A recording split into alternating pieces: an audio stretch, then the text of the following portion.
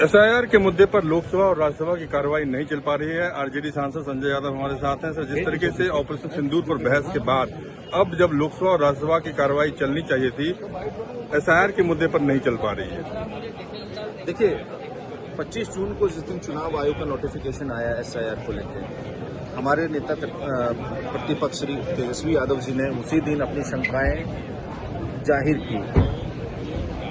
जनवरी माह में regular summary revision हुआ, उसमें 4.5 लाख वोट कटे, उसमें मृत व्यक्ति भी थे, जो शिफ्टेड थे वो भी थे।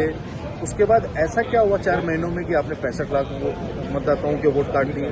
यही तो हम प्रथम दिन से कह रहे थे कि चुनाव आयोग का एक टारगेटेड टास्क पे चुनाव आयोग काम कर रहा है। उनको 10% से लेकर 15% के बीच वोटों को काटना है। अगर इतने लोग 70 लाख लोग अगर आप समझ रहे हैं कि फर्जी थे या गैर वांछित थे, तो आपने 2024 का चुनाव तो इसी मतदाता सूची पे कराया है और इतने कम समय में, और ये फर्जी एसआईआर हुआ है।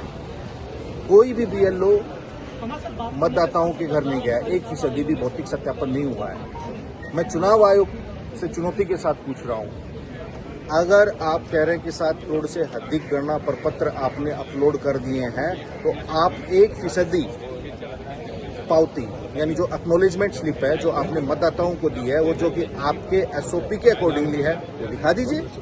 नहीं दिखा पाएंगे, इसीलिए तो हम कह रहे हैं कि पूरी एक्सरसाइज आईबोश है, फर्जी है। संजय जी, अब अगली रणनीति क्या है? क्या तेजस्वी यादव एसआईआर के मुद्दे पर एसआईआर के विरोध में बिहार में पदयात्रा कर सकते हैं और पदयात्रा में राहुल गांधी भी शामिल हो सकते हैं?